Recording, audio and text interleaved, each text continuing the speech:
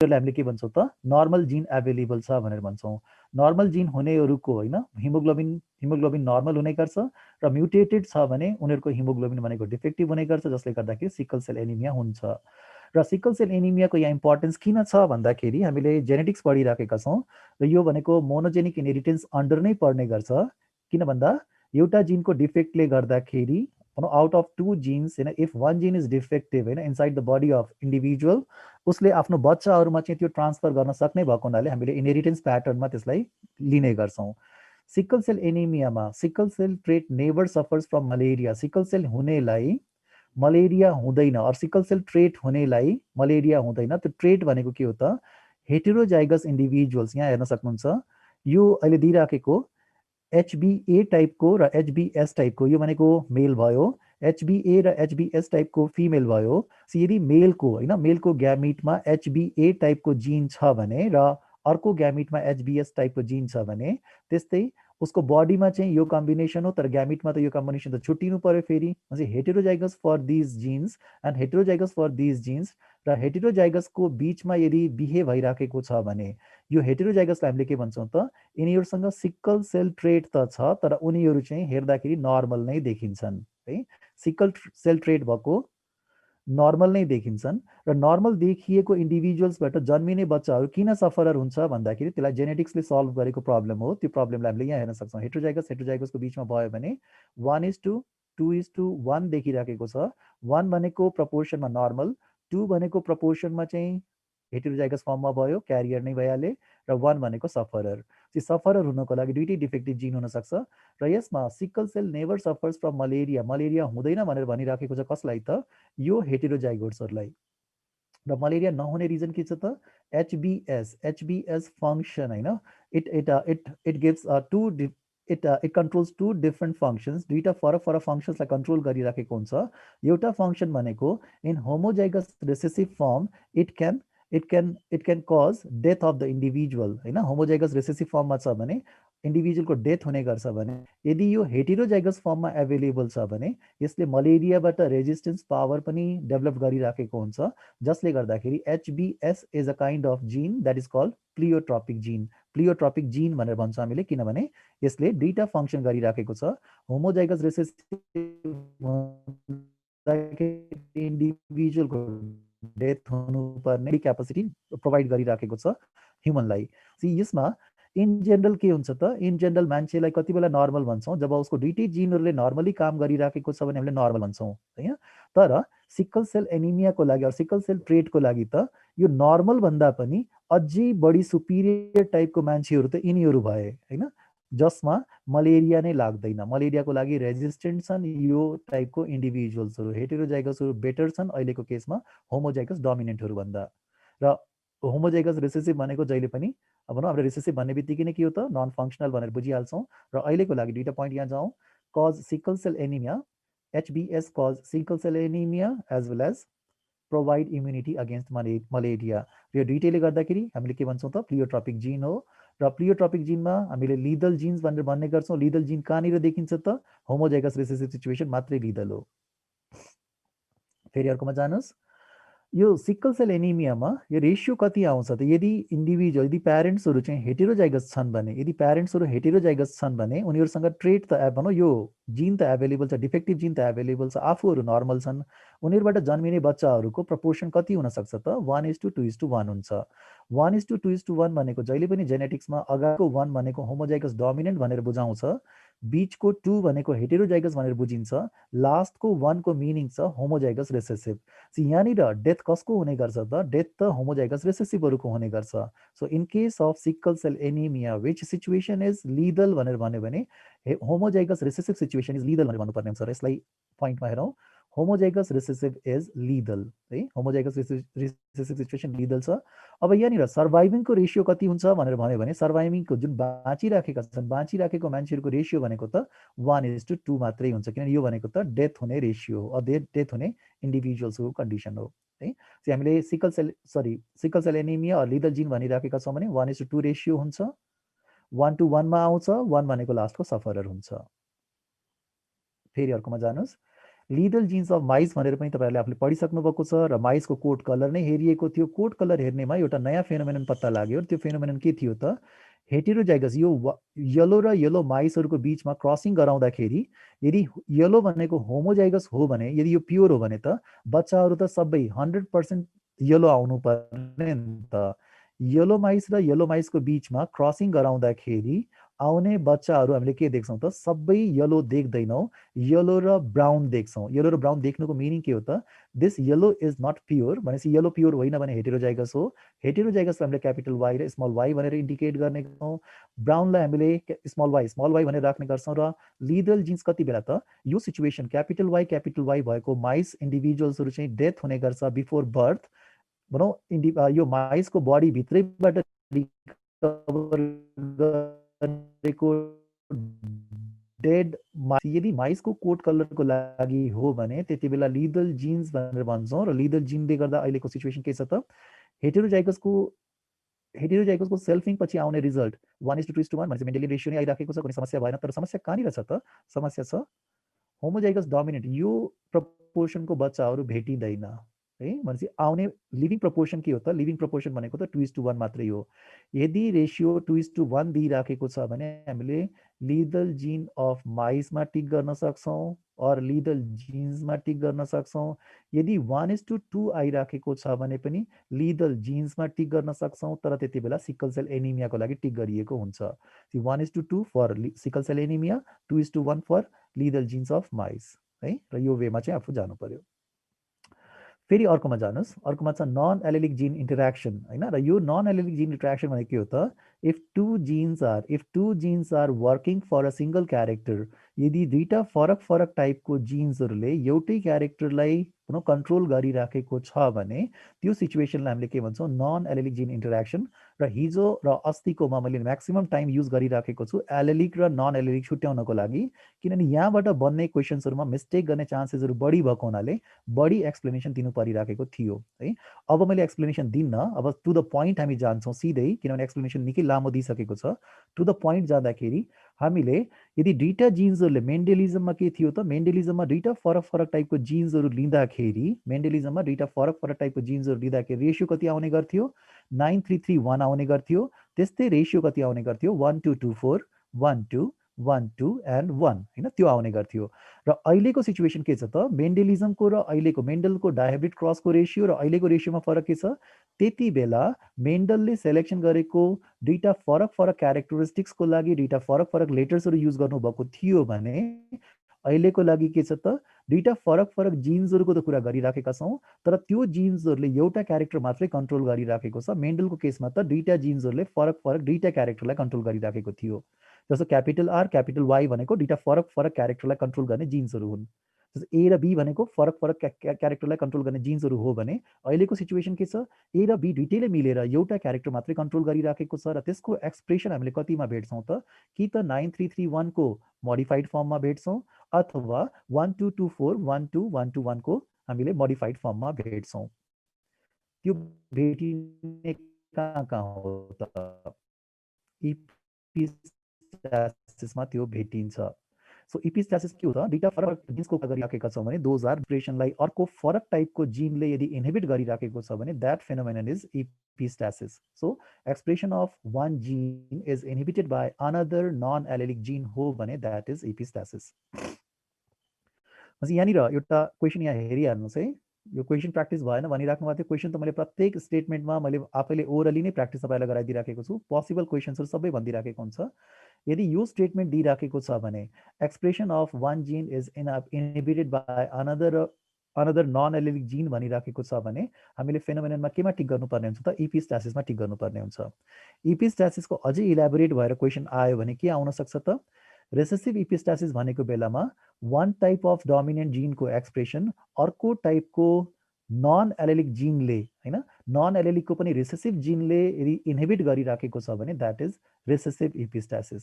So expression of one type of dominant gene is inhibited by another type of non allelic homozygous recessive gene. भन्न खोजेको ए टाइपको capital ए टाइपको जिनलाई यदि small ए टाइपको जिन जुन चाहिँ होमोजाइगस फर्ममा ए फर्ममा भएको बेलामा भनौँ क्यापिटल ए को एक्सप्रेसनलाई यदि स्मल बी टाइपको जिनले त्यो पनि जोडा फर्ममा भएको बेलामा इन्हिबिट गरिराखेको छ भने त्यो रिसेसिभ इपिस्टासिस भयो। रेसियो कति आउँछ तपाईँहरूले प्लस टूमा पढिसक्नु भएको छ। रेसियो आउँछ 9:3:4। यो रेसियो केमा आउँछ त भन्दाखेरि कहाँ भेटिएको थियो?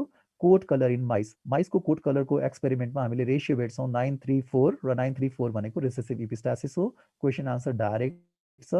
रिसेसिभ इपिस्टासिसमा 9:3:4 मा टिक गर्ने, 9:3:4 दिइराखेको छ रिसेसिभ इपिस्टासिसमा टिक गर्ने। रिसेसिभ इपिस्टासिसमा के हुन्छ भने एउटा टाइपको डोमिनेन्ट जिनलाई अर्को टाइपको नन एलेलिक भनौँ रिसेसिभ जिनले इन्हिबिट गर्न सक्छ, तर कति बेला? जुन बेला ऊ पेयरमा हुन्छ, जोडामा हुन्छ। फेरि अर्कोमा जानुहोस्। डोमिनेन्ट इपिस्टासिस भनेको बेलामा हामीले कतिमा टिक गर्ने र केमा टिक गर्ने र कसरी भनौँ कुन स्टेटमेन्टमा टिक गर्ने? Expression of one dominant gene is inhibited bye, जस्तो क्यापिटल ए को एक्सप्रेसनलाई यदि क्यापिटल बीले इन्हिबिट गरिराखेको छ भने त्यो टाइपको इन्टरेक्सनलाई के भन्नु पर्यो त? डोमिनेन्ट इपिस्टासिस भन्नु पर्यो। एउटा टाइपको डोमिनेन्ट जिनलाई अर्को फरक टाइपको डोमिनेन्ट जिनले एक्सप्रेसन हुन दिइराखेको छैन भने एउटा डोमिनेन्ट जिन भनेको मोर पावरफुल देखिन्छ, अर्को डोमिनेन्ट भनेको लेस पावरफुल देखिन्छ। यदि त्यो सिचुएसन हो भने हामीले भन्छौँ डोमिनेन्ट इपिस्टासिस, एउटा डोमिनेन्टले अर्को डोमिनेन्टलाई सप्रेस गर्न सक्ने। र यसमा रेसियो कति आउँछ? हामीले फिनोटाइपिक रेसियो भेट्छौँ 12:3:1। 12:3:1 कुनमा आइराखेको छ भने हामी सिधै केमा जाने त? डोमिनेन्ट इपिस्टासिसमा जाने। र यो फेनोमेनन कुनमा पत्ता लागेको थियो भनेर भन्यो भने हामी केमा जान्छौँ त? Inheritance of fruit colour in summer squash.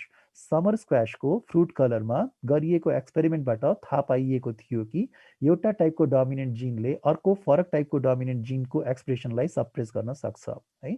र यो हामीले यहाँनिर भनौँ देख्न त देखिराखेको छ डिटेल एक्सपेरिमेन्ट, तर यो एक्सपेरिमेन्टमा जानु पर्दैन। जस्ट यो 3वटा क्वेसन्समा जानुहोस्। यो स्टेटमेन्ट आइराखेको छ, यहाँ जाने। यो रेसियो दिइराखेको छ, यसमा टिक गर्ने। यो दिइराखेको छ, यहाँ टिक गर्ने। त्यस्तै कुनमा पाउँछ भनेर सोधिराखेको छ नि, यहाँ टिक गर्ने। यो वेमा सल्भ गर्ने। नेक्स्टमा जाउँ। पोलिजेनिक इनहेरिटेन्स, यो पनि तपाईँहरूले पढिसक्नु भएको छ र यो पढिसकेकोलाई हामीले अब अर्को वेबाट यसलाई डिल गरौँ। मेन्डलको मोनोहाइब्रिड क्रस भनेको एलेलिक इन्टरेक्सन हो, कसैलाई प्रब्लम छैन होला। त्यसपछिको एलेलिक इन्टरेक्सनमा codominance, incomplete dominance, lethal genes, त्यो सबै के हो त? एलेलिक इन्टरेक्सन नै हो। हामीले पढेको इपिस्टासिस र एपिस्टासिस भनिराखेका छौँ, त्यो भनेको के हो त? त्यो भनेको हामीले इपिस्टासिस जुन पढिराखेका छौँ नन एलेलिक इन्टरेक्सन हो। र अबको पोलिजेनिक इनहेरिटेन्स भनिरहेको छौँ भने पोलिजेनिक इनहेरिटेन्समा के हुने गर्छ त? जब दुईटा भन्दा बढी जिन्सहरूले हैन मिलेर सँगसँगै काम गर्छन्, जस्तो दुईटा जिनले त अघि पनि काम गरिराखेको छ, इपिस्टासिसमा पनि दुईटा फरक फरक जिनले काम गरेको हो। अहिलेको सिचुएसनमा पनि के छ त? दुईटा जिनले काम गर्ने, तर त्यो काम कस्तो हुनु पर्यो त? त्यो क्वान्टिटीमा चाहिँ एक्सप्रेस हुनु पर्यो। क्वान्टिटीमा एक्सप्रेस हुनुको मिनिङ के छ त? एउटा जिनले काम गरेको बेलामा प्रोडक्ट कम फर्म हुनु पर्यो भने दुईटा जिनले काम गरेको बेलामा प्रोडक्ट धेरै फर्म हुनु पर्यो। यदि त्यस्तो टाइपको इनहेरिटेन्स छ भने त्यसलाई हामीले पोलिजेनिक इनहेरिटेन्स भन्छौँ। धेरै जिनको इन्भल्भमेन्टले एउटा काम भइराखेको छ, तर त्यो काम पनि कस्तो भइराखेको छ त? एउटाले काम गरेको बेलामा कम काम हुने, दुईटा डोमिनेन्ट जिनले काम गरेको बेलामा बढी काम हुने, तीनवटा डोमिनेन्ट जिनले काम गरेको बेलामा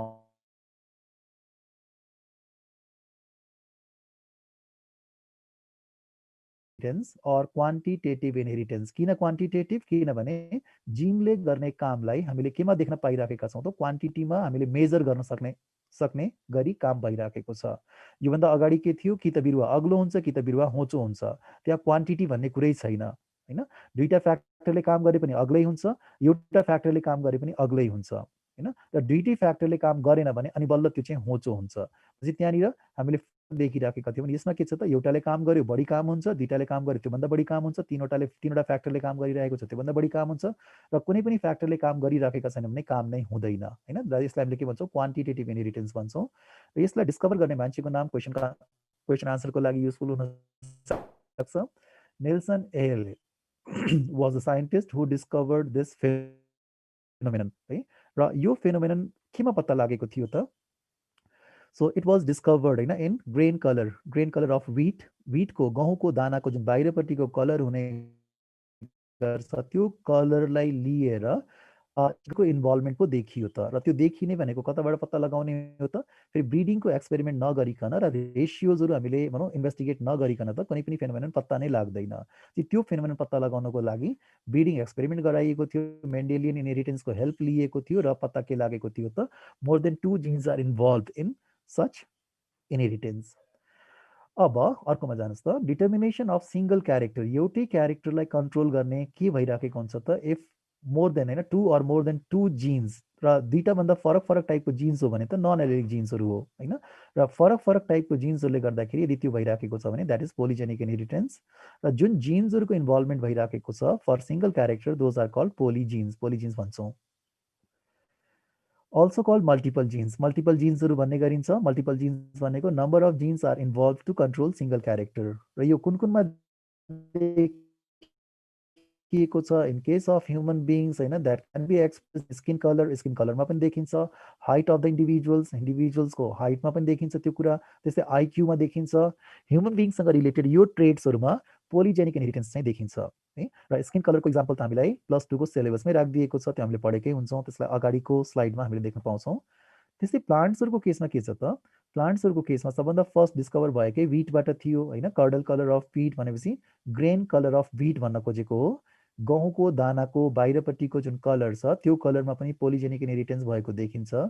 size of the flowers, fruits and seeds of cotton भनेपछि यसमा के हुनु पर्यो त, यदि एउटा जिनले एउटा फ्याक्टरले काम गरिराखेको छ भने साइज भनेको सानो हुनु पर्यो, दुईटा फ्याक्टरले काम गरिराखेको बेलामा, डोमिनेन्टले काम गरिराखेको बेलामा साइज अलिकति ठुलो हुनु पर्यो, तीनवटाले गरेको बेलामा अझै ठुलो हुनु पर्यो, चारवटाले गरेको बेलामा अझै ठुलो हुनु पर्यो। जहिले पनि क्वान्टिटेटिभ फर्ममै हामीले अब्जर्भ गर्न सकिन्छ भनेपछि यो प्लान्ट्सहरूमा पनि देखिने रहेछ।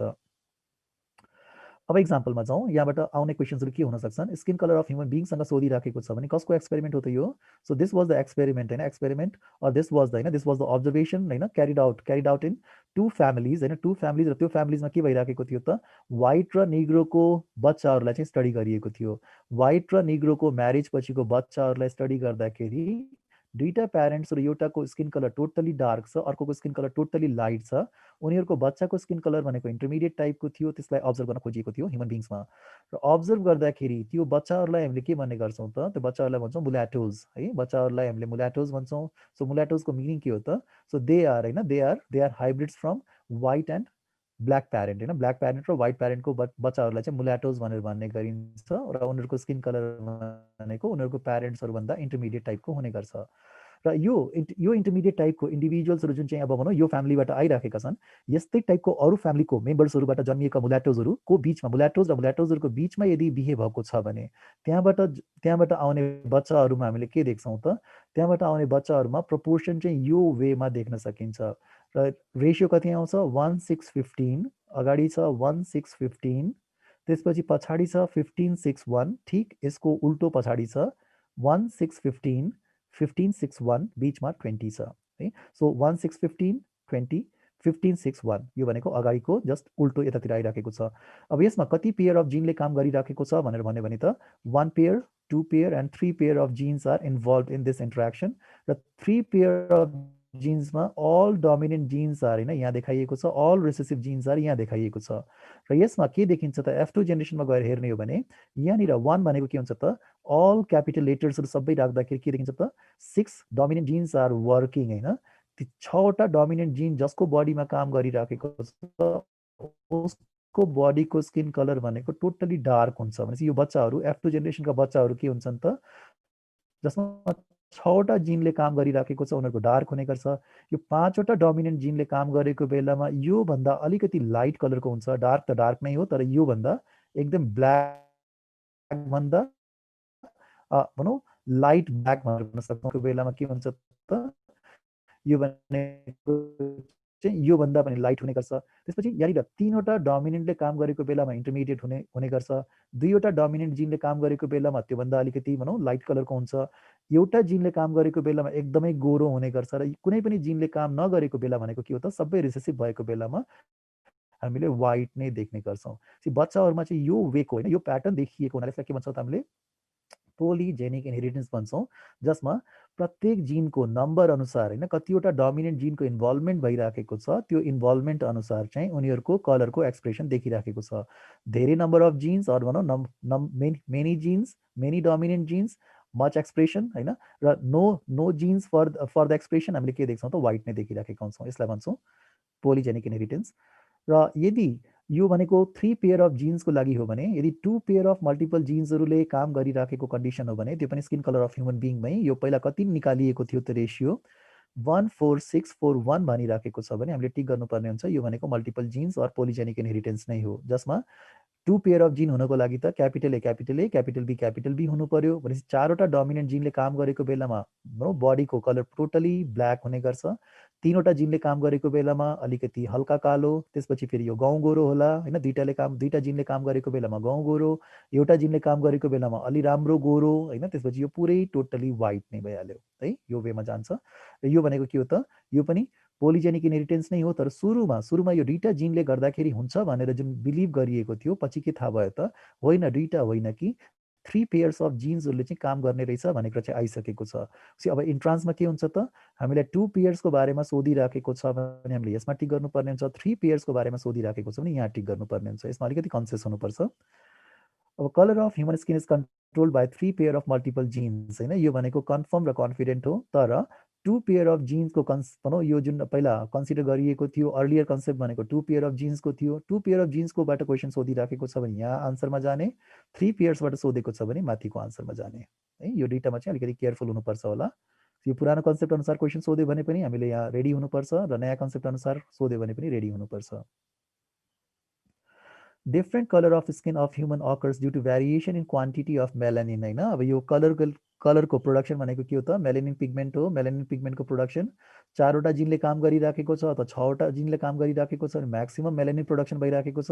5वटाले काम गर्दाखेरि त्योभन्दा कम प्रोडक्सन भयो, 4वटाले काम गर्दा त्योभन्दा कम प्रोडक्सन भयो। त्यो वेमा गइराखेको छ भने द्याट इज पोलिजेनिक इनहेरिटेन्स। र भेरिएसन क्वान्टिटी अफ मेलानिनको क्वान्टिटी अनुसार चाहिँ हामीले भेरिएसन देखिराखेका हुन्छौँ। यसैसँग जोडिएको अर्को फेनोमेनन छ एल्बिनिजम। एल्बिनिजम भनेको के हो त, यदि नन एल्बिनिक प्यारेन्ट्सहरू छ भने, नन एल्बिनिक प्यारेन्ट्स भनेको नर्मल स्किन कलरको प्यारेन्ट्सहरू छ भने, र उसको बडीमा यदि डिफेक्टिभ जिन्सहरू छ भने, मेलानिन प्रोडक्सन गर्ने जिन एउटा मात्रै काम गरिराखेको छ, अर्कोले काम गरिरहेको छैन भने, त्यति बेला त्यसको बच्चाहरूमा देखिने एल्बिनिजम भन्ने फेनोमेनन देखिन्छ। त्यो एल्बिनिजम भनेको स्किनको कलर व्हाइट भएर जाने होइन। तर उसको प्यारेन्ट्सहरू फेरि के छन् त, व्हाइटको बच्चाहरू व्हाइट हुनु नर्मल हो है, ब्ल्याकको बच्चाहरू ब्ल्याक हुनु नर्मल हो। तर नर्मल टाइपको स्किन कलर भएको इन्डिभिजुअल्सहरूबाट अथवा फ्यामिलीबाट बच्चाहरू जन्मिँदाखेरि एल्बिनिक टाइपको जन्मिराखेको छ भने हेर्नुपर्ने हुन्छ के डिफेक्ट भयो भनेर। र त्यो डिफेक्ट भनेको हेरिडिटेरी हो कि होइन। हेरिडिटेरी हो भने त्यो एल्बिनिकको फेरि अर्को एल्बिनिकसँग होइन बिहे गराइदिने हो भने उसको सबै बच्चाहरू एल्बिनिक आइराखेको छ भने हामीले के भन्नु पर्यो त, त्यो भनेको जेनेटिकली नै हो। तर होइन, एल्बिनिक र एल्बिनिकको बिहे गराइराखेको छ, फेरि बच्चा भनेको त फेरि नर्मल नै जन्मिराखेका छन् भने त्यो डिसअर्डर भनेको के होइन त, जेनेटिक डिसअर्डर चाहिँ होइन भनेर हामीले प्रुभ गर्न सक्छौँ त भन्न सकिन्छ। अब एल्बिनिजम भनेको हामीले यहाँ सल्भ गर्दाखेरि के गर्छौँ त, रिजल्ट अफ डिफेक्टिभ मेटाबोलिजम भन्छौँ। डिफेक्टिभ मेटाबोलिजम भनेको एल्बिनिक इन्डिभिजुअलको बडीमा मेलानिनको सिन्थेसिस हुँदैन, मेलानिनको प्रोडक्सन हुँदैन। मेलानिनको प्रोडक्सन गर्ने जिन जुन छ त्यो चाहिँ साइलेन्ट हुने गर्छ त रिसेसिभ हुने गर्छ। र यसमा साइलेन्ट हुनको लागि के चाहियो त, complete absence of melanin in human in homozygous. कस्तो सिचुएसन भनेको हामीले डिफेक्टिभ मेटाबोलिजमको लागि रिस्पोन्सिबल भन्न सक्छौँ त, र मैले अप्सन दिन सक्छु। अप्सन भनेको होमोजाइगस डोमिनेन्ट चाहिँ डिफेक्टिभ होला कि, हेटेरोजाइगस डिफेक्टिभ होला कि, होमोजाइगस रिसेसिभ डिफेक्टिभ होला। कसको बडीमा चाहिँ मेलानिनको सिन्थेसिस हुँदैन, जसको बडीमा चाहिँ रिसेसिभ जिन्सहरू छन् त्यहाँ चाहिँ मेलानिनको सिन्थेसिस हुँदैन। र रिसेसिभ भनेको के हो त, हामीले होमोजाइगस रिसेसिभ हुनु पर्यो। एउटा डोमिनेन्ट एउटा रिसेसिभ भयो भने त हेटेरोजाइगस भइहाल्यो। यहाँ complete absence of melanin in human in homozygous recessive in which के को प्रोडक्सन हुँदैन त, मेलानिनको प्रोडक्सन हुँदैन। होमोजाइगस रिसेसिभ सिचुएसन छ भने यो डिफेक्टिभ सिचुएसन हो, अदरवाइज हेटेरोजाइगस पनि नर्मल हो र अर्को होमोजाइगस डोमिनेन्ट पनि नर्मल हो। अब यहाँनिर हेर्नुहोस्, अलिकति केयर गर्नुपर्ने के छ, भेरिएसन इन द स्किन होइन, skin colour of normal human being is regulated by, human बिङमा अथवा ह्युमन पपुलेसनमा स्किन कलरको भेरिएसनको लागि कुन जिनले काम गरिराखेको छ भनेर भन्यो भने हामीले भन्नुपर्ने हुन्छ पोलिजेनिक इनहेरिटेन्स हो भनेर। किन भन्दाखेरि योभन्दा अगाडिकोमा प्रुफ के गरिएको छ, three pair of genes are responsible होइन, responsible for the variation in skin colour in human population है। र अर्को कन्डिसन के छ त, बट द प्रोडक्सन अफ मेलानिनको प्रोडक्सन कसले गर्छ, कतिवटा जिनले कन्ट्रोल गरिरहेछ त मेलानिनको प्रोडक्सनलाई कन्ट्रोल गर्ने कुरा आइराखेको छ भने हामीले के भन्छौँ त, यो मोनोजेनिक इनहेरिटेन्स हो। मोनोजेनिक इनहेरिटेन्स हो जसमा 1 पेयर अफ जिनले काम गरिराखेको हुन्छ, त्यो जिन चाहिँ नर्मल छ अथवा एबनर्मल छ भन्ने हिसाबले चाहिँ हामीले भन्न सक्छौँ monogenic inheritance, and it is not polygenic inheritance है। भनेपछि एल्बिनिजम भनेको केसँग रिलेटेड छ त? मोनोजेनिक इनहेरिटेन्ससँग रिलेटेड छ, जबकि पोलिजेनिक इनहेरिटेन्सको हामीले रिलेसन कोसँग देखिरहेका छौँ? भेरिएसन इन स्किन कलर हो। मेलेनिनको प्रोडक्सन धेरै हुने कि थोरै हुने भन्ने कन्ट्रोलिङ मेकानिजम त्यहाँ हो। अहिलेको सिचुएसन के छ? मेलेनिन प्रोडक्सन हुन्छ कि हुँदैन भन्ने कुराको चाहिँ अहिले हो है। भनेपछि हामीले दुईटामा फरक छुट्याउनुपर्छ। Albinism is monogenic inheritance, variation in skin colour भनेको पोलिजेनिक इनहेरिटेन्स। यहाँ हेर्न सक्नुहुन्छ, melanin is produced in presence of a dominant gene A होइन। भनेपछि एउटा डोमिनेन्ट जिन एले मेलेनिनको प्रोडक्सन गर्छ भने डिप्लोइड बडीमा त यस्तो टाइपको जिन त एक जोडा हुन्छ नि त। डिप्लोइड बडीको सेलभित्र क्रोमोजोममा यस्तो टाइपको जिन त दुईटा दुईटा हुने गर्छ। भनेपछि यदि दुईटै जिन चाहिँ यदि ए टाइपको छ भने हामीले के भेट्छौँ त? इन्डिभिजुअल त नर्मल हो। र यदि यो टाइपको छ भने यो हेटेरोजाइगस भयो होइन। र हेटेरोजाइगसको बिचमा यदि बिहे भइराखेको छ भने हेटेरोजाइगस छ, उनीहरूको स्किन कलर के छ त? नर्मल नै छ है। तर उनीहरूको फ्यामिलीमा हेर्दाखेरि के देखिन्छ त? नर्मल स्किन कलर भएको बच्चा पनि जन्मिन्छ, अर्को नर्मल पनि जन्मिन्छन्, तर यिनीहरू भनेको खासमा नर्मल हुँदैन, यिनीहरू क्यारियर भइराखेका हुन्छन् यो जिनको लागि। र अर्को एल्बिनिक टाइपको बच्चाहरू पनि जन्मिराखेको हुन्छ। प्रपोर्सन कति हुन्छ त? 1:2:1 होइन। 1 यो भयो, 2 भनेको हेटेरोजाइगसहरू र 1 भनेको होमोजाइगस रिसेसिभ। र यो प्रपोर्सनमा चाहिँ बच्चाहरू चाहिँ हामीले भेट्न सक्छौँ। भनेपछि यदि नन एल्बिनिक प्यारेन्ट्सहरू छन् र तिनीहरू हेटेरोजाइगस छन् भने उनीहरूले चाहिँ एल्बिनिजमको लागि हेटेरोजाइगस छन् भने उनीहरूले चाहिँ एल्बिनिक बच्चा जन्माउन सक्छन्।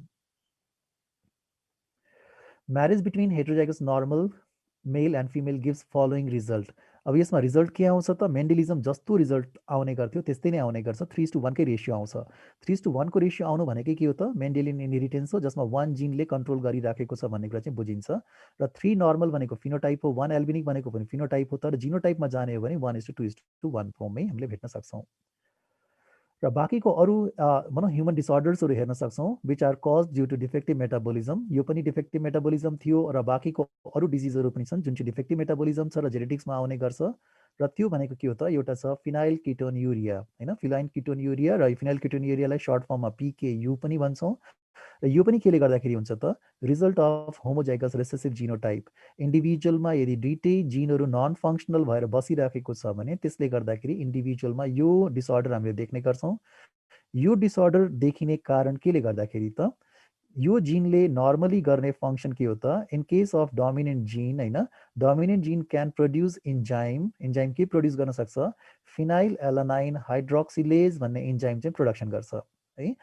यदि यो रिसेसिभ फर्ममा छ भने यो इन्जाइम त उसको बडीमा सिन्थेसाइज भएन नि त। अनि यो इन्जाइमले काम के गर्छ भनेर भन्ने हो भने यो इन्जाइमले काम गर्ने के छ त? इट मेटाबोलाइज फिनाइल एलानाइन होइन। फिनाइल एलानाइन भनेको it is a kind of amino acid. यो एमाइनो एसिडलाई बडीभित्र यो इन्जाइमको प्रेजेन्समा यो एमाइनो एसिड टाइरोसिनमा र यो इन्जाइम नै उसको बडीमा बनिराखेको छैन भने उसको बडीमा के थुप्रिने भयो त? अब फिनाइल एलानाइन त लगातार अरू मेटाबोलिजमबाट बन्दै आउँदै गरिराखेको छ, तर यसको ब्रेकडाउन भएर टाइरोसिनमा गइराखेको छैन भने टाइरोसिनमा कन्भर्जन भएको भए त्योभन्दा अगाडिको प्रोसेस स्मुथली जान्थ्यो होला। यो के हुन थाल्छ त? यो बिस्तारै बडीमा एकुमुलेट हुन थाल्छ। र एकुमुलेसन हुँदाखेरि कुन फर्ममा एकुमुलेट भएर बस्दिन्छ त? फिनाइल किटोनको फर्ममा एकुमुलेट भएर बस्दिन्छ, जसलाई हामीले के भन्छौँ? फिनाइल किटोन युरिया भन्छौँ। फिनाइल किटोन युरिया भनेको ह्युमनको बडीमा फिनाइल किटोनको एकुमुलेसन भइराखेको छ भने that is a kind of disorder. तर यो डिसअर्डरलाई हामीले किन इम्पोर्टेन्स दिने त? हामीले किन इम्पोर्टेन्स दिने भन्दाखेरि यदि यो डिसअर्डर भएको इन्डिभिजुअलको बिहे नर्मल टाइपको मान्छेसँग भइराखेको छ भने उनीहरूको बच्चामा डिसअर्डर नदेखिन पनि सक्छ। किनभने एउटा प्यारेन्ट्सबाट गइराखेको यो रिसेसिभ जिन भनेको अर्को प्यारेन्टबाट आएको डोमिनेन्ट जिनले गर्दाखेरि बच्चामा कुनै समस्या देखिँदैन।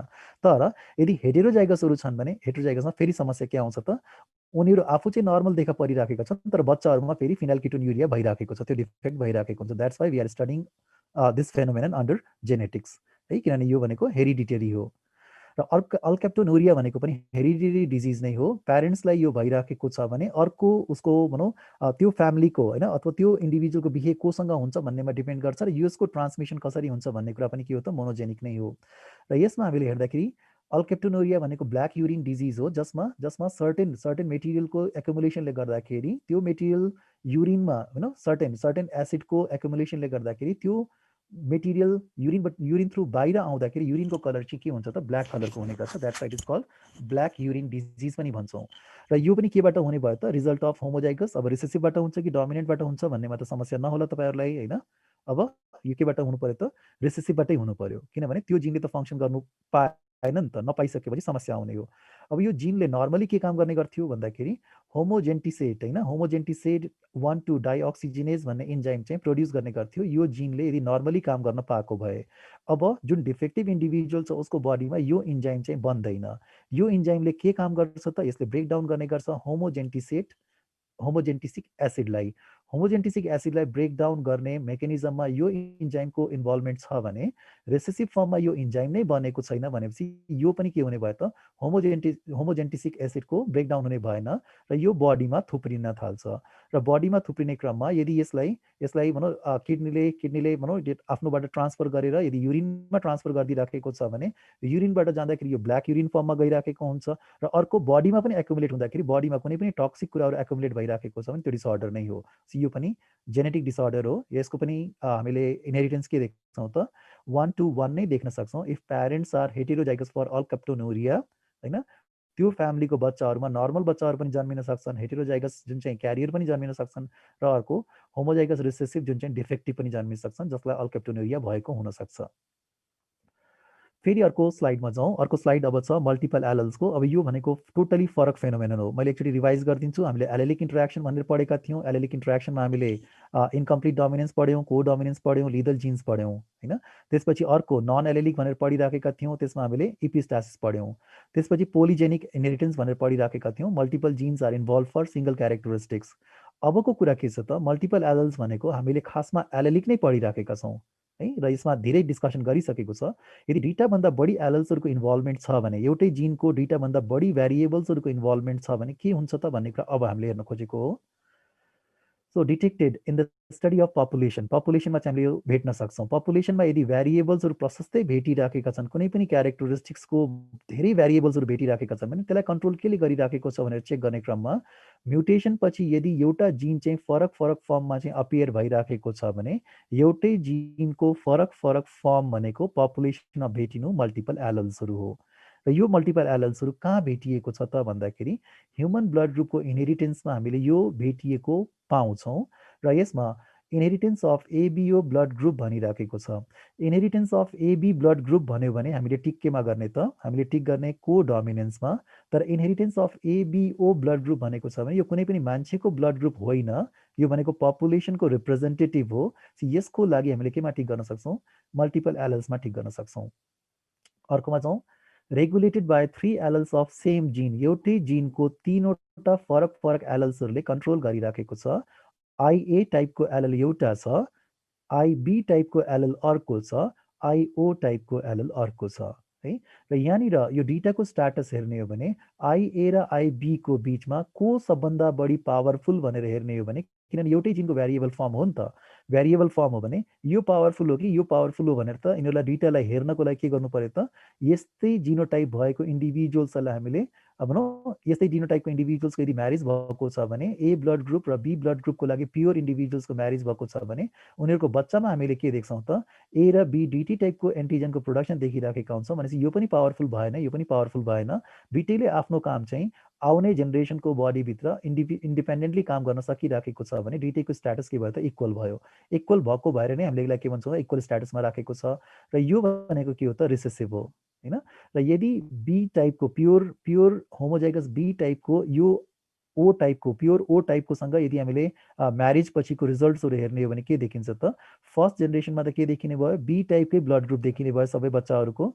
तर त्यो बी टाइपको ब्लड ग्रुपको बच्चा र त्यस्तै बी टाइपको ब्लड ग्रुपको बच्चाहरूको बिचमा यदि म्यारेज हुन्छ भने त्यहाँनिर फेरि के देखिन्छ हामीले 1:2:1 कै प्रपोर्सन देखिन्छ अथवा भनौँ 3:1 को रेसियो देखिन्छ। भनेको यो भनेको डोमिनेन्टको बिहेभियर गर्छ, यो भनेको रिसेसिभको बिहेभियर गर्छ। त्यस्तै यदि यसको र यसको बिचमा गराउने हो भने पनि यसले डोमिनेन्टको बिहेभियर गर्छ, यसले रिसेसिभको बिहेभियर गर्छ। भनेपछि यहाँनिर के बुझिन्छ त कुनै बेला यो रिसेसिभ आएको थियो भने यो डोमिनेन्ट टाइपको जिनको म्युटेसन पछि यस्तो टाइपको क्रिएट भयो होला है। र यसले गर्दाखेरि अहिले भेरिएबल्सहरू कति छन् त पपुलेसनमा यो टाइपको जिनहरू पनि एभाइलेबल छन्, यो टाइपको जिन पनि एभाइलेबल छ, यो टाइपको जिन पनि एभाइलेबल छ। अब स्ट्रेट क्वेसनमा जाउँ।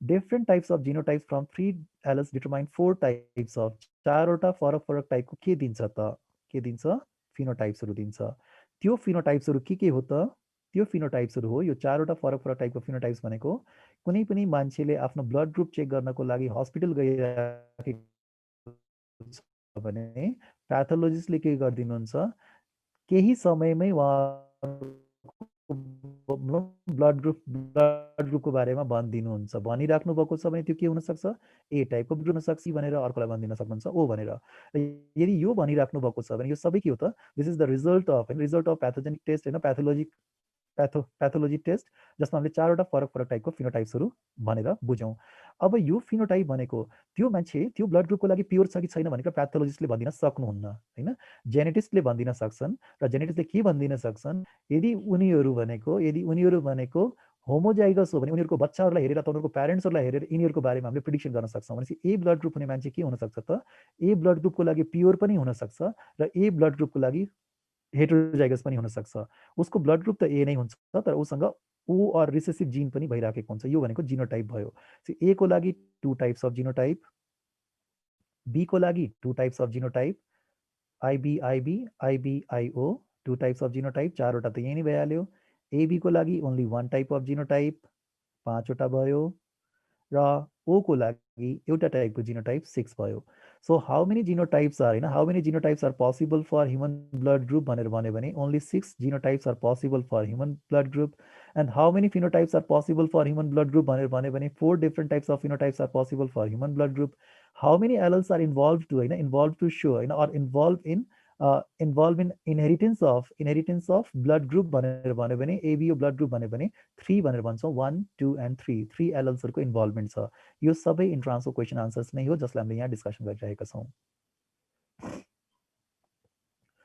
नेक्स्टमा जानु sex determination in human chromosomes of sexually dimorphic organisms are classified into 2 types यसलाई मैले अलिकति हिन्ट दिनुपर्छ होला so in case of human population we can see the difference between male and female होइन मेल र फिमेलको बिचमा हामीले डिफरेन्सेसहरू देखिराखेका हुन्छौँ र डिफरेन्सेस नै देख्छौँ भनेर भन्दाखेरि के एकदमै धेरै डिफरेन्स देखेको हो त मेलको बडी फिमेलको बडी भन्दा टोटली फरक छ त भनेर भन्ने हो भने टोटली फरक छैन मेटाबोलिजम बायोकेमिकल रियाक्सन्सहरू मेलको बडी र फिमेलको बडीमा एकदमै फरक हुन्छ त भन्दा होइन सेम हुन्छ होइन सर्टेन क्यारेक्टरिस्टिक्स आर होइन different between male and females body दुइटाको बडीमा चाहिँ केही क्यारेक्टरिस्टिक्सहरू फरक छ rest of the characteristics including the phenotype as well as biochemical reactions as well as organ system होइन इन मेजोरिटी अफ केसेस होइन both are sharing the same characters होइन सेम क्यारेक्टरिस्टिक्सहरू चाहिँ सेयर गरिराखेको हुन्छ भनेपछि अब कुरा के आउँछ त if we are talking about the फिनोटाइपमा दुइटाको बिचमा म्याक्सिमम सिमिल्यारिटी छ भने उनीहरूको जिनोटाइपको बिचमा कस्तो होला त भन्दाखेरि सिमिल्यारिटी त अभियसली हुनुपर्छ र जिनोटाइपहरू कहाँ छ त भनेर भन्दाखेरि जिनोटाइप भनेको त जिन्सहरू हो जिन्सहरू कहाँ छ भन्दाखेरि जिन्सहरू त क्रोमोजोममा छ क्रोमोजोमल लेभलमा यो मेल र फिमेलको बिचमा फरक छ कि छैन भनेर यदि चेक गर्न खोज्यो भने त फरक त छ पक्कै पनि छ फरक कहाँ छ त र फरक छ if we observe the chromosomes if we observe the chromosomes of human male and human female we can categorize those chromosomes under 2 headings दुईटा हेडिङ्समा हामीले राख्दिन सक्छौँ the chromosomes which are similar between male and female मेल र फिमेलको बिचमा similar क्रोमोजोम्सहरू भएको एउटा group राख्दिन सक्छौँ and the chromosomes which are found different between male and female तिनीहरूलाई अर्को क्याटेगोरीमा राख्दिन सक्छौँ र जसलाई हामीले सिमिलर क्रोमोजोम्सहरू भनिराखेका छौँ those chromosomes are called autosomes किन अटो भन्ने मिनिङ भनेको के हो त इन केस अफ हामीले बायोलोजीमा अटो भनेको छ भने हामीले सेम भनेर बुझ्छौँ एलो भनेको छ भने डिफ्रेन्ट भनेर बुझ्छौँ जस्तो अटो पोलिप्लोइड्स भन्छौँ एलो पोलिप्लोइड्स भन्छौँ अटो भनेको सिमिलर र एलो भनेको डिसिमिलर र अटोजोम्स भनेको छ भने similar chromosomes between male and female are called autosomes त्यस्तै सेक्स क्रोमोजोम्स भनेको के हो त these are the chromosomes which shows difference between male and female karyotype त्यसलाई हामीले के भन्छौँ एलोजोम्सहरू भन्छौँ र यसलाई हामीले लेख्दाखेरि कसरी लेखिन्छ त अटोजोम्सलाई हामीले ए भनेर लेख्न सक्छौँ र सेक्स क्रोमोजोमलाई हामीले उसको अनुसार नै नाम अनुसार नै दिन्छौँ अटोजोमको लागि ए लेखिन्छ यो ग्यामिटको केस हो भने यो मेलतिर देखाइएको छ यहाँनिर ए देखाइएको छ ए को मिनिङ हो 22 क्रोमोजोम्स प्लस एक्स क्रोमोजोम है र 22 क्रोमोजोम्स प्लस वाई क्रोमोजोम र ए प्लस एक्सको मिनिङ हो यो फिमेलको केसमा फिमेलको ग्यामिटको केसमा 22 क्रोमोजोमको यो ग्यामिट भन्दाखेरि फिमेलको ग्यामिटमा 22 क्रोमोजोम अटोजोम्सहरू हुने गर्छ र एउटा एक्स क्रोमोजोम हुनसक्छ त्यस्तै अर्को पनि 22 क्रोमोजोम्स अटोजोम हुनसक्छ र 1 एक्स क्रोमोजोम हुनसक्छ र यसमा अर्को पोइन्टमा क्वेसनको फर्ममा लग्ने हो भने के हुन्छ त ह्युमन क्यारिटाइप अफ मेल भनेर यदि क्वेसन दिइराखेको छ भने हामीले केमा टिक गर्ने त ह्युमन भन्ने बित्तिकै तर मेल भन्ने बित्तिकै ग्यामिटको कुरा गरेको त होइन नि त बडीको कुरा गरेको हो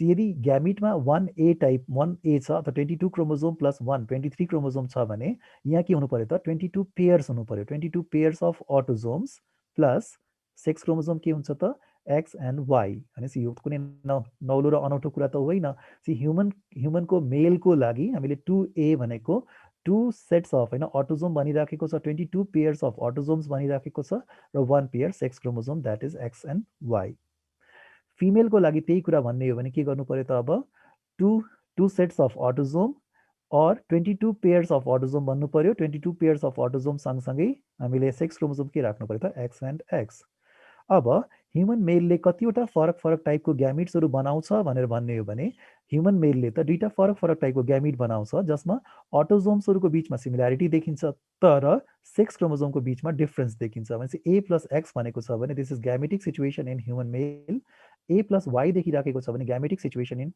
human male So human male can produce two types of gametes considering the chromosomes, sex chromosomes. So autosomes are similar in both type of gametes and X and Y chromosomes are different in two different types of gametes.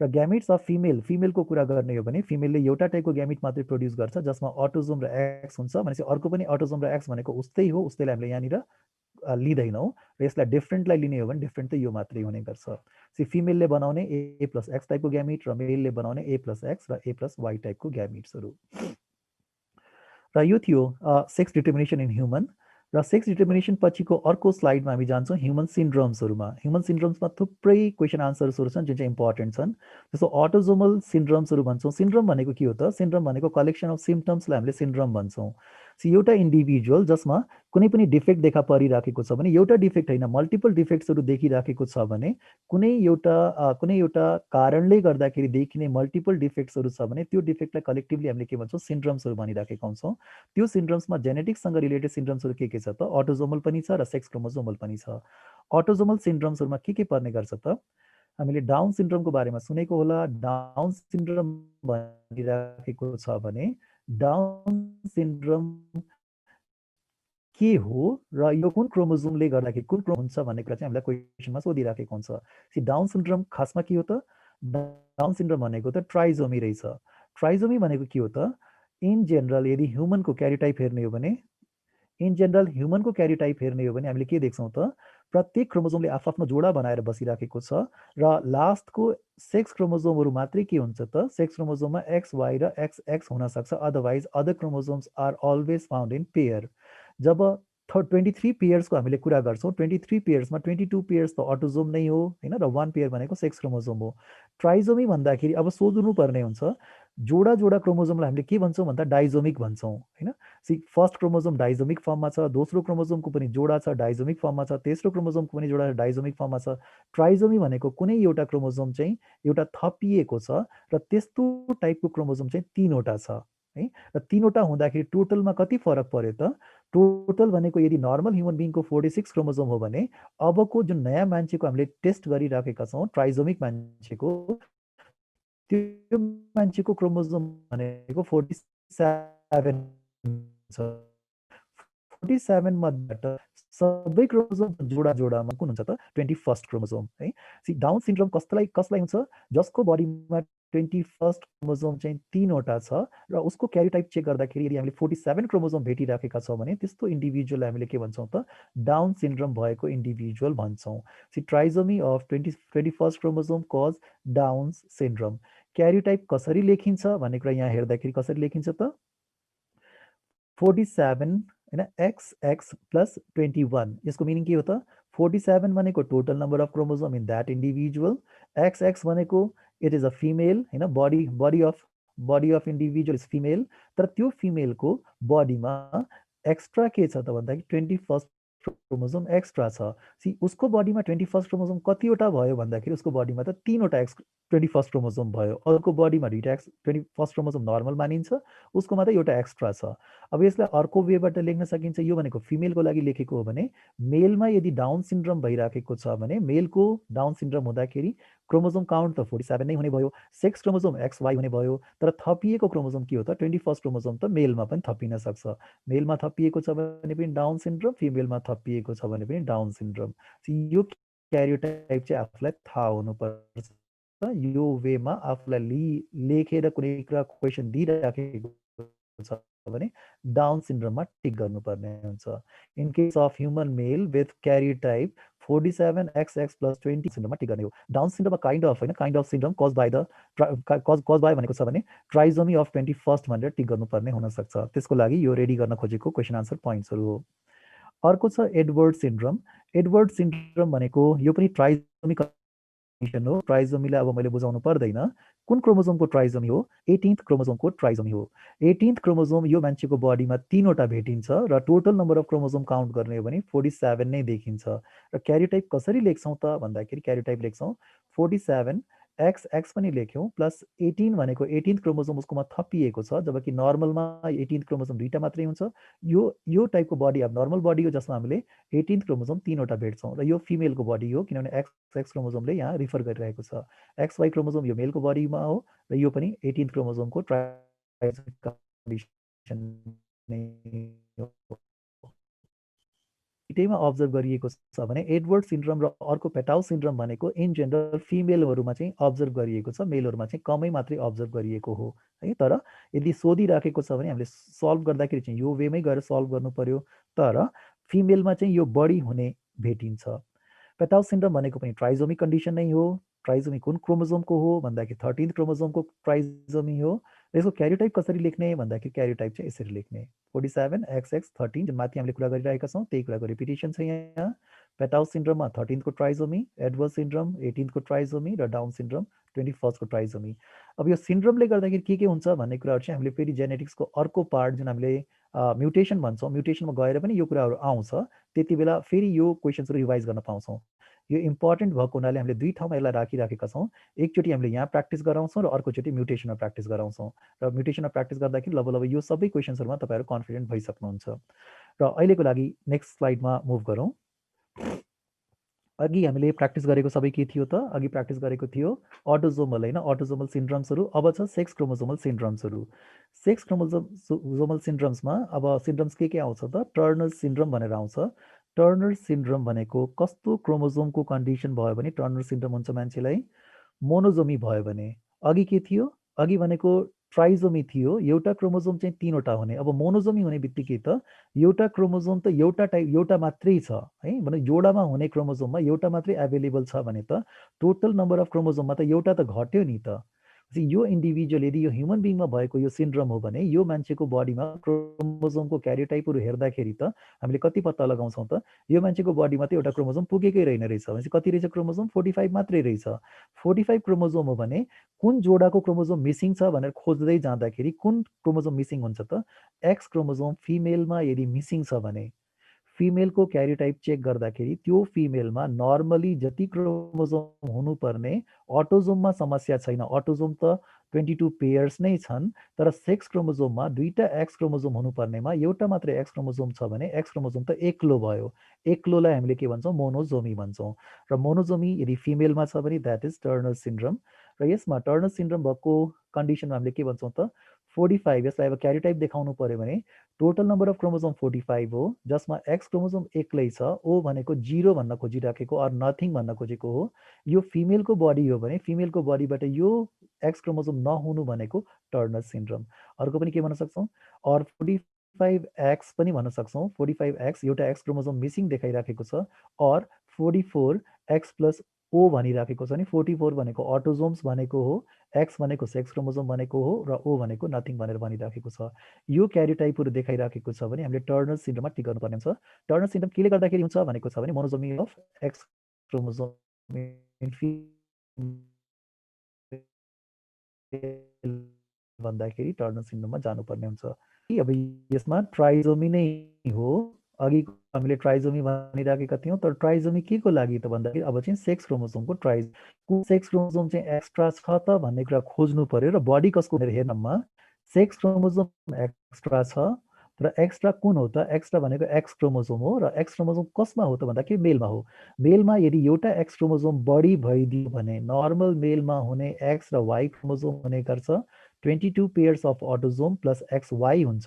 यदि एउटा x chromosome थपियो भने उसलाई हुने सिन्ड्रोमलाई हामीले के भन्छौँ? क्लिनफेल्टर syndrome भन्छौँ। उसको क्यारियोटाइपलाई हामीले कसरी रिकग्नाइज गर्ने त? उसको क्यारियोटाइपलाई रिकग्नाइज गर्छौँ। उसको बडीमा total number of chromosome count गर्दा 47 छ। उसको नर्मल यदि 46 भएको भए त यो कम्बिनेसन इनफ थियो।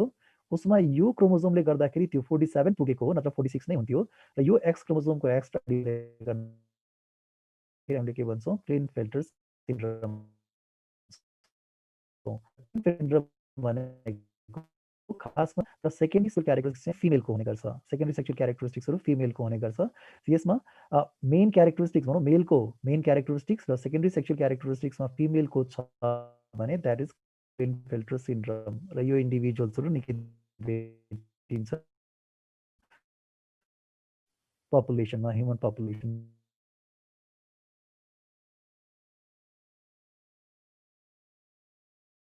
ट्राइजोमी त फेरि यहाँनिर एक्स क्रोमोसोमकै ट्राइजोमी हो। यो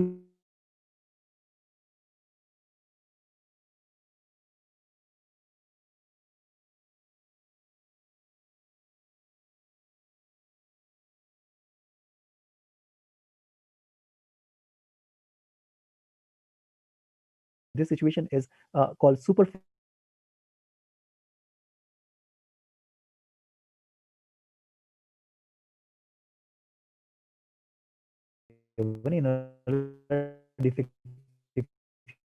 फिमेलमा भन्ने हुन्थ्यो होइन। यहीँनिर नर्मल ज्याकब सिन्ड्रोम भनेर अर्को सिन्ड्रोम छ र यो सिन्ड्रोम पनि केले गर्दाखेरि हो त? ट्राइजोमीले गर्दाखेरि नै हो। ट्राइजोमी कुन क्रोमोसोमको भनेर मान्ने हो भने यो सेक्स क्रोमोसोमकै हो। सेक्स क्रोमोसोम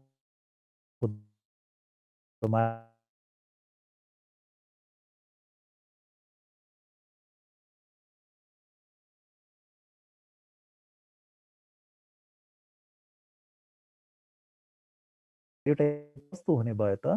उसको क्यारियोटाइप त हुने भयो 47 XYY। यो एउटा वाइ एक्स्ट्रा क्रोमोसोम हुँदाखेरि उनीहरूमा डेभलप्ड हुने नेचर के छ त? उनीहरूमा डेभलप्ड हुने नेचर भनेको अलि रिसाहा टाइपको हुने होइन, अलिक क्रिमिनल नेचरको हुने भन्ने खालको चाहिँ रिपोर्ट गरिएको छ। ज्याकब सिन्ड्रोम्स केले गर्दाखेरि भन्दाखेरि ट्राइजोमी अफ सेक्स क्रोमोसोम र कुन सेक्स क्रोमोसोमले गर्दाखेरि addition of Y chromosome in male, मेलमा चाहिँ वाइ क्रोमोसोमको एडिसन भइराखेको छ भने it is called Jacob syndrome or this situation is also called male criminal. Male criminal पनि भन्ने गरिन्छ यो सिचुएसनलाई। र यहाँसम्म थियो यो सेक्स क्रोमोसोमल सिन्ड्रोम्सको बारेमा। सेक्स लिङ्क्ड इनहेरिटेन्स भनेर छ, next slide. Sex linked inheritance भनेको के होला है? जस्तो भनौँ अघि हामीले कुरा गरिरहेका थियौँ, यसमा सायद मैले कतै क्रोमोसोम्सको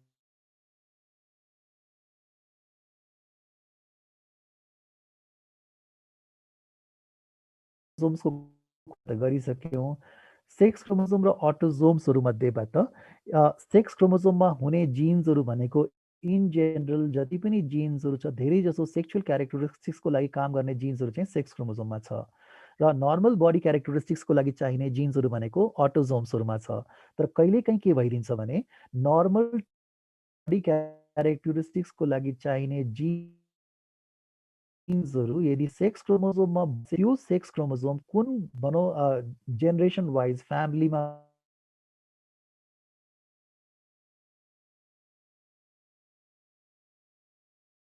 टाइपको इनहेरिटेन्स हो भने त्यसलाई सेक्स लिङ्क्ड भन्छौँ। सेक्स लिङ्क्ड भनेको नर्मल बडी क्यारेक्टरिस्टिक्सको लागि चाहिने जिनहरू छ त्यो जिन चाहिँ यदि एक्स क्रोमोसोममा बसेको छ अथवा वाइ क्रोमोसोममा बसेको छ भने त्यो कुनै सेक्समा मात्रै जान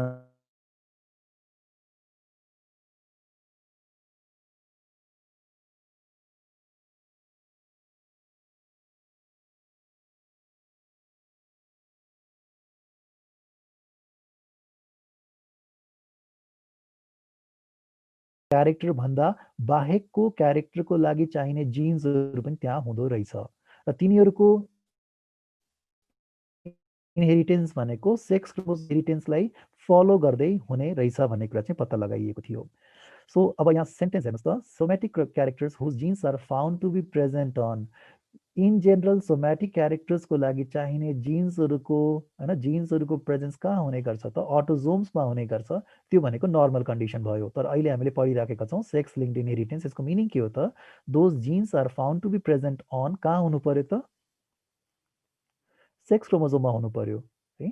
र त्यसलाई के भन्छौँ त हामीले, सेक्स लिङ्क्ड इनहेरिटेन्स भन्छौँ है। Somatic characters whose genes are found to be present on sex chromosome are called as sex linked inheritance.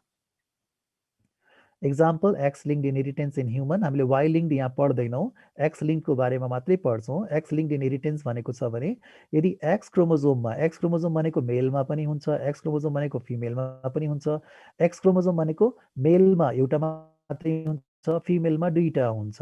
मेलको x chromosome चाहिँ अर्को पुस्तामा कसले रिसिभ गर्छ, फिमेलको एक्स क्रोमोजोम अर्को पुस्तामा कसले रिसिभ गर्छ। यदि फिमेल डिफेक्टिभ छ भने, मदर डिफेक्टिभ छ भने त्यो डिफेक्ट चाहिँ कहाँ जान्छ, फादर डिफेक्टिभ हो भने फादरको डिफेक्ट चाहिँ कहाँ जान्छ भन्ने कुरालाई लिएर यदि हामीले स्टडी गरिन्छ भने those are X linked inheritance है। र एक्स लिङ्क क्यारेक्टर्स इन ह्युमनमा के छ त, हामीले यहाँ हेर्न सक्छौँ। अब हेर्नुहोस् त, यो भनेको ह्युमन क्यारियोटाइप देखाइराखेको छ। ह्युमन क्यारियोटाइपमा यो भनेको क्रोमोजोम नम्बर 1 देखाइएको छ, क्रोमोजोम नम्बर 2 देखाइएको छ। र यो सबै जाँदै जाँदै जाँदै गर्दाखेरि हामी कहाँसम्म पुग्छौँ त, क्रोमोजोम नम्बर 22सम्म पुग्छौँ। यो 22 भन्ने यसको नम्बर हो। यो नम्बर कसरी राखिएको छ त, हामीले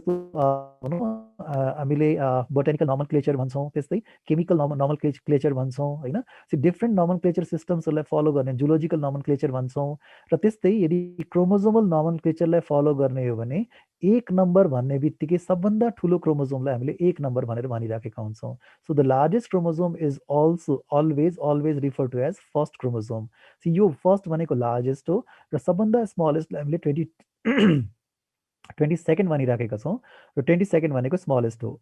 र यसलाई लिनियरली यहाँ अरेन्ज गरिएको छ। अल क्रोमोजोम्स आर होइन, all chromosomes are in paired form. र यहाँसम्मको 22 पेयर्स भनेको अटोजोम हो।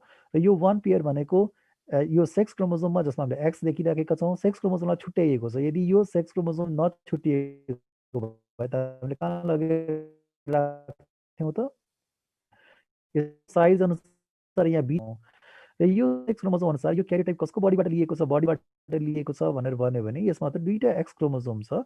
दुईटा एक्स क्रोमोजोम भन्ने बित्तिकै यो चाहिँ फिमेल हो भनेर कन्फर्म भयो।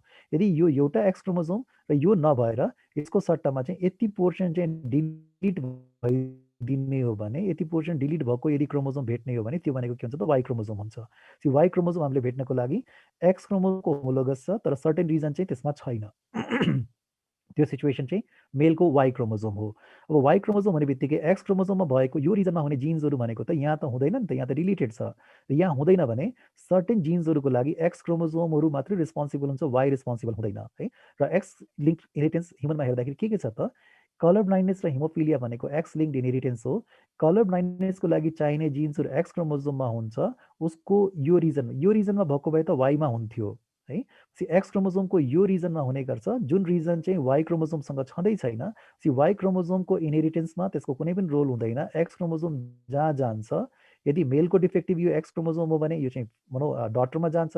यदि फिमेलको डिफेक्टिभ एक्स क्रोमोजोम हो भने यो डिफेक्टिभ एक्स क्रोमोजोम भनेको मेलमा पनि जान सक्छ र सँगसँगै फिमेलमा पनि जान सक्छ। र त्यो वेबाट हुने इनहेरिटेन्सलाई हामीले के भन्छौँ त, एक्स लिङ्क्ड इनहेरिटेन्स भन्छौँ। रिसेसिभ एक्स लिङ्क क्यारेक्टर सोज होइन, रिसेसिभ एक्स लिङ्क क्यारेक्टर सोज, यदि त्यो एक्स लिङ्क क्यारेक्टर चाहिँ रिसेसिभ छ भने त्यसको प्याटर्न कस्तो हुन्छ त, क्रिस क्रस इनहेरिटेन्स हुन्छ। क्रिस क्रस इनहेरिटेन्सको मिनिङ के हो त, यदि हामीले मेलमा त्यो डिफेक्ट देखिराखेका छौँ भने transmission of characters from father. यदि रिसेसिभ जिन चाहिँ, यदि भनौँ डिफेक्टिभ जिन, कलर ब्लाइन्डनेसको लागि डिफेक्टिभ जिन चाहिँ यदि फादरमा छ भने फादरबाट उसको छोरी डिफेक्टिभ हुन्छ, छोरालाई केही पनि फरक पर्दैन है। त्यो फ्यामिलीको छोरालाई केही पनि फरक पर्दैन, जबकि त्यो फ्यामिलीको छोरीलाई फरक पर्छ, किनभने फादरको एक्स क्रोमोजोम भनेको छोरीको बडीमा जाने हो है। र यसले गर्दाखेरि फादरबाट केमा गएन त, सेम सेक्समा गएन, मेलबाट मेलमा ट्रान्समिट भएन, मेलबाट फिमेलमा ट्रान्समिट भयो। यो डटरबाट केमा जान सक्छ त, त्यो डिफेक्ट भनेको यो डटरबाट उसको छोरामा पनि जान सक्छ, उसको छोरीमा पनि जान सक्छ। भनेपछि यो मान्छे अब ग्रान्डफादर भइसक्यो, ग्रान्डफादरबाट उसको उसको उसको भनौँ ग्रान्डसनतिर पुग्ने, मेलबाट मेलमा पुग्नको लागि डटरको हेल्प लिनुपर्ने हुन्छ। यस्तो टाइपको ट्रान्समिसनलाई के भन्छौँ, क्रिस क्रस इनहेरिटेन्स भन्छौँ। एउटा टाइपको सेक्सबाट सेम सेक्समा ट्रान्समिट नभएर अपोजिट सेक्समा ट्रान्समिट भएको छ, त्यसपछि फेरि बल्ल आफ्नो सेक्समा पुगेको छ भने हामीले भन्छौँ criss cross inheritance, father to daughter then daughter to grandson है। र यसलाई डटर टु ग्रान्डसन यदि यो हो भने it is criss cross inheritance. Recessive X link character shows criss cross inheritance, र त्यो भनेको के हो त, यो हो। हामीले एक्स लिङ्क क्यारेक्टर्सको लागि यो पोइन्टलाई पनि मेमोराइज गरेर बस्नुपर्ने हुन्छ। र यसमा टाइम चाहिँ लगभग सकेको जस्तो छ। अर्को उसमा हामी यसलाई कम्प्लिट नै गरिदिउँ कि जस्तो लाग्यो मलाई। मेल बिकम्स पेसेन्ट इन, मेल कति बेला पेसेन्ट हुनुहोस् त, हेमिजाइगस रिसेसिभ सिचुएसन छ भने मेल पेसेन्ट हुन्छ, किनभने मेलसँग वाइ क्रोमोजोममा त त्यो जुन चाहिँ जिन छ त्यसको जिनको जोडा भनेको त वाइ क्रोमोजोममा छैन। वाइ क्रोमोजोमसँग त्यो जिन छैन भने, जस्तो हिमोफिलियाको लागि चाहिने जिन भनेको वाइ क्रोमोजोमसँग त छैन, एक्समा मात्रै छ। यदि मेलको त्यो एक्स क्रोमोजोममा हिमोफिलियाको लागि चाहिने जिन नै डिफेक्टिभ छ भने त्यो जिन भनेको त के भयो त, हेमिजाइगस पनि भयो, एक्लो पनि भयो, र रिसेसिभ पनि भयो। त्यति बेला मात्रै मेल चाहिँ सफरर हुन्छ। अदरवाइज यदि हेमिजाइगस डोमिनेन्ट सिचुएसन छ भने मेल चाहिँ सफरर हुँदैन। फिमेल बिकम्स पेसेन्ट इन, फिमेलसँग के सिचुएसन छ त, फिमेलसँग त दुईटा एक्सको पोसिबिलिटी छ। दुईटा एक्स छ भने त्यो दुईटा एक्समा बसेको जिनहरू भनेको दुईटै रिसेसिभ जिन भयो भने मात्रै के हुन्छ त, फिमेल सफरर हुन्छ है। So homozygous recessive condition makes the female sufferer.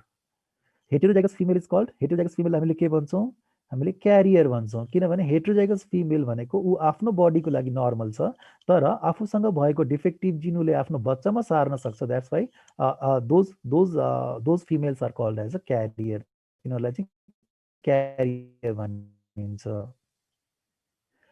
अब यसमा कुन कुन कलर ब्लाइन्डनेसलाई हामीले अर्को पनि नाम युज गर्न सक्छौँ, रेड ग्रीन ब्लाइन्डनेस होइन। रेड ग्रीन ब्लाइन्डनेस, रेड र ग्रीन कलरलाई यदि कुनै पनि इन्डिभिजुअलले छुट्याउन सकिराखेको छैन भने हामीले भन्छौँ he or she is colour blind भनेर होइन। कलर ब्लाइन्ड भनेको कुनै पर्टिकुलर कलरलाई छुट्याउन नसक्ने, रिकग्नाइज गर्न नसक्ने, ब्लर आउने होइन, फेरि होइन छुट्याउन नसक्ने, अर्कै कलरको फर्ममा देखिराख्ने।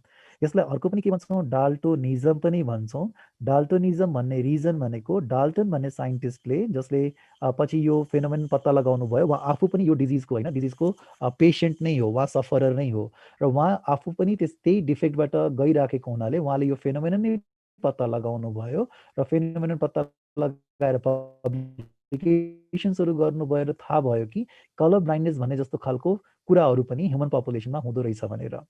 र यसमा patient becomes colour blind for होइन, के कोलाई कलर ब्लाइन्ड हुने गर्छ त, रेड र ग्रीन कलर उनीहरूले छुट्याउन सक्दैनन्। रेड र ग्रीन कलरको सट्टामा उनीहरूले के देखिराखेका हुन्छन् त, लगभग यलोइस होइन, यलोइस ग्रीन कलरको अथवा यलोइस ब्राउन कलरको इमेजेसहरू देखिराखेको हुन्छ। उनीहरूले रेड र ग्रीनलाई एक्ज्याक्टली त्यही कलरको फर्ममा छुट्याउन सक्दैनन् जुन चाहिँ नर्मल मान्छेले छुट्याइराखेका हुन्छन्।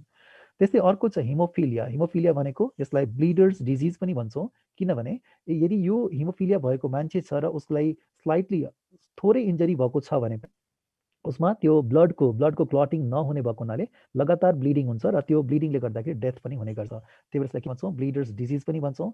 र अर्को यसलाई रोयल डिजिज पनि भनिन्छ होइन। रोयल डिजिज भनेको छ भने that is haemophilia. Royal disease किन भनेको, यो धनी मनीलाई लाग्ने अथवा भनौँ रोयल फ्यामिलीको मान्छेलाई लाग्ने भन्न खोजेको होइन।